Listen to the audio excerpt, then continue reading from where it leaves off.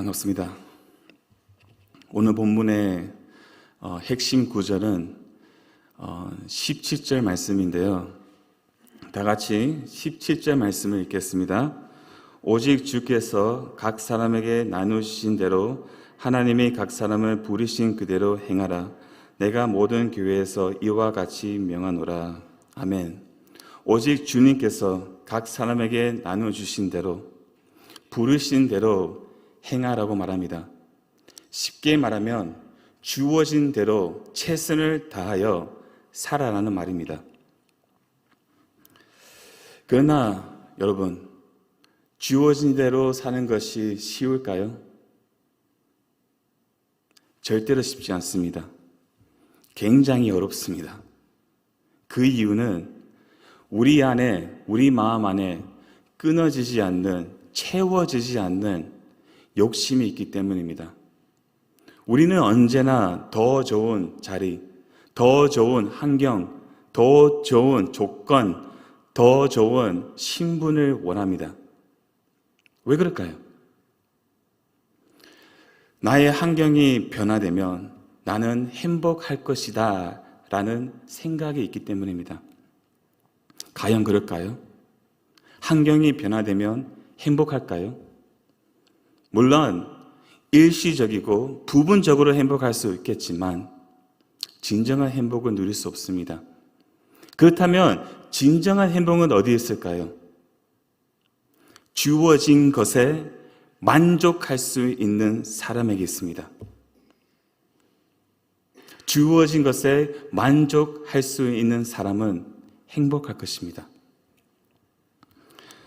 그래서 오늘 본문 17절 말씀은 우리 마음 안에 있는 그 욕심을 부인하고 주님께서 각 사람에게 주신 대로, 부르신 대로 그 자리에서, 그 환경에서, 그 조건에서, 그 신분으로 그리스도인답게 살아가라는 것입니다. 여러분, 사람이 예수님을 믿으면 어떻게 됩니까?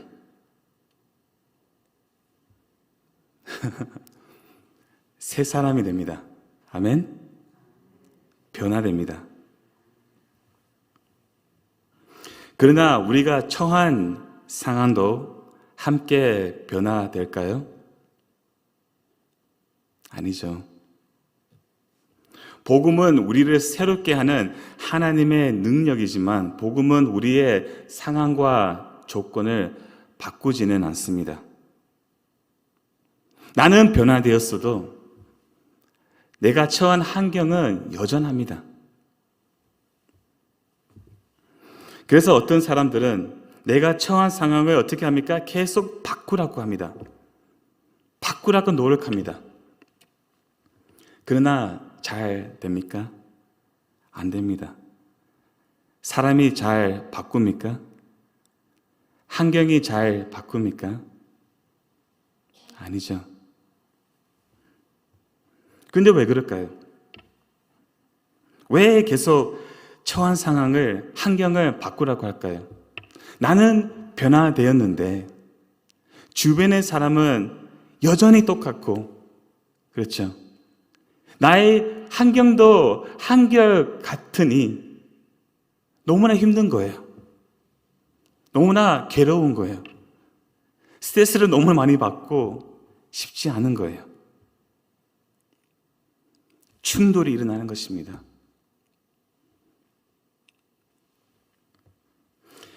그래서 어떤 사람들은 참지 못해서, 견디지 못해서 어떻게 합니까? 기도원에 가든 신학교로 가는 사람도 있습니다. 자기의 현실에서 벗어나려고 하는 기도원이든 신학교를 자신의 도피처로 선택한다는 것입니다. 너무 힘드니까. 현실에서 벗어나고 싶은 것이죠. 어떤 사람은 자신이 처한 상황을 감당하지 못해서 자신의 현실을 차버립니다. 가정을 소홀히 여기고 자기 일을 대충하고 교회에서만 열심히 합니다. 열심히 기도하고 열심히 교회 일을 합니다. 그러나 17절 말씀은 자신이 처한 상황을 바꾸려고 하지 말고, 피하지 말고 어떻게 합니까? 주님께서 주신 대로, 부르신 대로 최선을 다하여 그 자리에서, 그 환경에서, 그 조건에서 믿음을 지키라는 것입니다. 고린도 교회 안에 혼돈이 있었습니다. 예수님을 믿고 변화된 아내들이 믿지 않는 남편 때문에 너무나 힘드는 거예요. 영적으로 하나 될 수 없고 계속 부딪히니까 괴로운 것이죠. 그래서 그 불신의 남편과 계속 같이 있어야 하나 말아야 하나, 이 결혼 생활에서 벗어나야 하나 말아야 하나, 심각한 갈등 가운데 있었습니다. 그리고 고린도 교회 안에 대다수가 변화된 헬라인들이었는데, 소수의 유대인들이 헬라인들에게 우리처럼 할례를 받아야지 하나님의 인정을 받을 수 있어 라고 할례를 계속 강요하는 거예요. 그래서 헬라인들이 진짜 할례를 받아야 되나 말아야 하나, 이런 갈등 가운데 있었습니다. 또한 로마 인구의 최대 50%가 노예로 구성되어 있는데요. 그래서 고린도 교회 안에 노예 신분을 가진 사람들이 상당히 많았습니다. 예수님을 믿고 변화됐는데 노예 신분으로 계속 지내야 되나 말아야 되나, 이런 염려 가운데 있었습니다.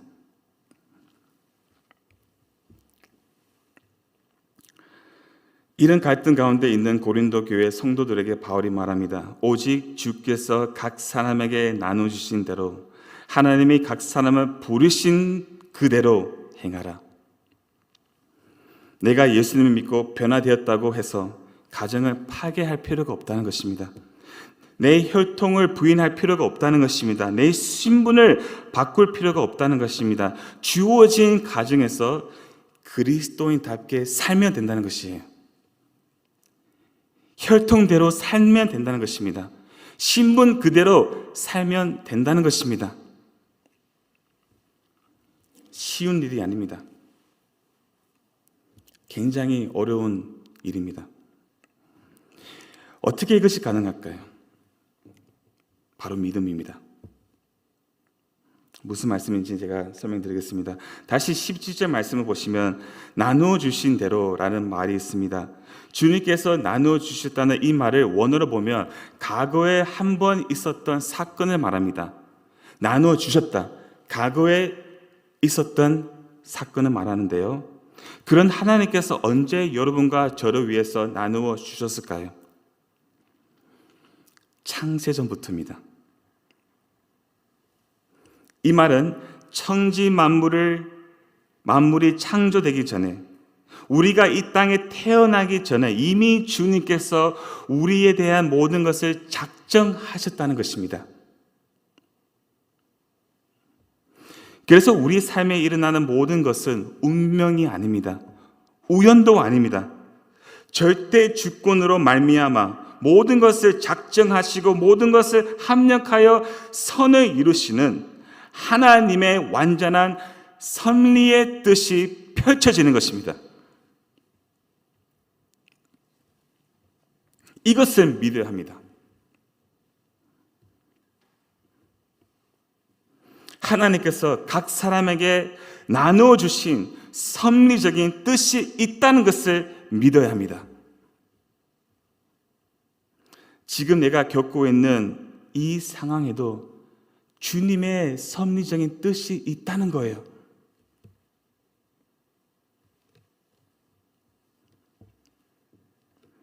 그때야 비로소 우리의 불만과 원망이 없어지고 그리스도 안에서 참 기쁨과 평강을 누릴 수 있습니다. 또 17절 말씀을 보시면 각 사람은 부르신 그대로라는 말이 있죠. 우리가 보통 부르심이라는 개념을 생각할 때 어떻게 생각합니까? 어떤 일을 위해 부르심을 받았다고 생각하잖아요. 미래의 지향적인 개념을 생각하는데요. 예를 들어 나는 사역자로 부르심을 받았다. 그래서 지금 일을 다 내려놓고 사역자의 길을 가겠다. 이런 부르심을 생각하지만 본문에서 말하는 부르심은 그런 차원이 아닙니다. 다른 차원입니다.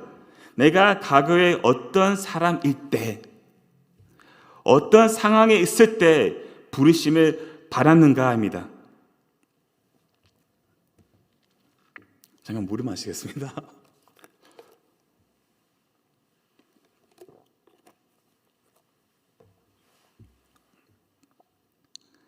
돈이 많을 때, 돈이 없을 때, 건강할 때, 건강하지 않을 때, 성공했을 때, 실패했을 때, 남편이든 아내든 잘 믿을 때, 믿지 않을 때, 할례를 받을 때, 받지 않을 때, 노예 신분이 있을 때, 자유인의 신분이 있을 때, 상관없이 각 사람을 부르신 그대로 살아가라는 말입니다. 어떤 형편이든 어떤 조건이든 지금 각 사람에게 주어진 부르심이 있습니다. 각 사람에게 부르심이 있어요. 저에게도 있고요. 그래서 다른 사람과 비교할 필요가 없습니다. 열등감을 느낄 필요도 없습니다. 전혀 없습니다, 여러분. 지금 처한 내 상황은 주님께서 주어진 것이고 부르신 것입니다.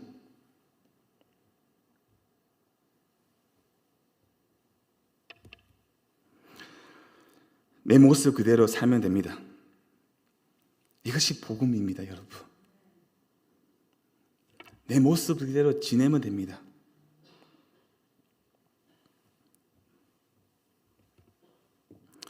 물론 위험한 부분입니다. 물론 제 가운데 있으면 그 자리에서 나와야죠. 그렇죠?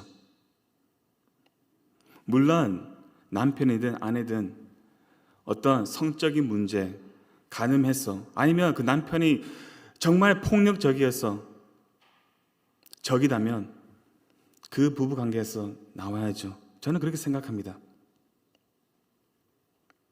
바울도 그렇게 말합니다.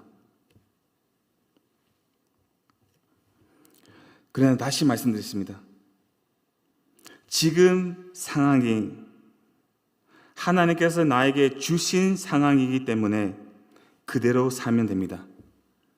아무리 힘들어도 하나님의 섭리적인 뜻이 있다는 사실을 믿고 인내하면 됩니다. 그래서 16절 말씀처럼 내가 포기하지 않고 가정 안에서 그리스도인답게 살면 보십시오. 16절 말씀. 내가 내 남편을 구할 수도 있고 내 아내를 구할 수도 있다는 것입니다. 주님의 뜻이 있다는 거예요. 지금은 내가 알 수 없지만 나중에 주님의 섭리적인 뜻이 있다는 것을 깨닫게 됩니다. 지나가 보면 알게 되는 거예요. 22절 말씀에 이런 말이 있습니다. 네가 자유롭게 될 수 있거든 그것을 이용하라. 무슨 말입니까? 그런 기회가 주어진다면 이용하되 그렇지 않으면 괜찮다는 것입니다. 여러분, 다시 말씀드립니다. 주어진 대로 살아가는 것입니다. 왜요? 22절 말씀입니다. 주 안에서 부르심이 받은 자는 종이라도 주께 속한 자유인이요 또 그와 같이 자유인으로 있을 때에 부르심을 받은 자는 그리스도의 종이라. 와, 너무 좋은 말씀입니다. 주어진 대로 부르신 대로 하나님의 섭리적인 뜻을 믿고 사는 자는 자신이 겪고 있는 상황을 초월합니다. 초월합니다. 제가 교도소에 오랫동안 사셨던 한 남자분을 만날 수 있는 귀한 시간을 가진 적이 있어요. 그 남자분이 저한테 이렇게 얘기하더라고요. 저는 예수님을 믿고 나서 이 교도소에서 더 자유로웠어요. 밖에 있었던 것보다 교도소에 있을 때, 예수님과 함께 있을 때 저는 더 자유로웠습니다. 무슨 말입니까, 여러분?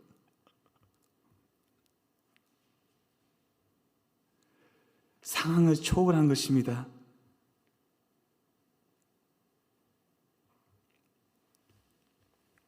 네, 시간 다 됐습니다. 이 이야기를 말씀드리고 마치겠습니다. 아주 유명한 이야기인데 여러분 다 알고 계실 거예요. 어떤 사람이 자신이 최근에 예수님을 믿고 그리스도인이 되었다고 마틴 루터에게 열정적으로 말했습니다. 그는 주님을 간절히 섬기고자 이제 어떻게 해야 합니까? 라고 루터에게 물었습니다. 루터가 지금 당신이 하는 일이 무엇입니까? 라고 물었습니다. 저는 구두를 만드는 사람입니다. 라고 대답했습니다. 그리고 루터가 그 사람을 보고 이렇게 말했습니다. 그러면 좋은 구두를 만들어 적당한 가격에 팔면 됩니다. 바로 이거예요, 여러분. 주어진 자리에서 최선으로 다 하면 되는 거예요. 구두 만든 사람이라면 구두 만든 자리에서 하나님께 영광 돌리면 됩니다. 나에게 주어진 대로, 부르신 대로 최선을 다하고 그 자리에서, 그 환경에서, 그 조건에서, 그 신분으로 복음을 영화롭게 하는 삶을 사는 우리 모두의 강성의 가족들이 되기를 간절히 소망합니다. 아멘. 기도하겠습니다.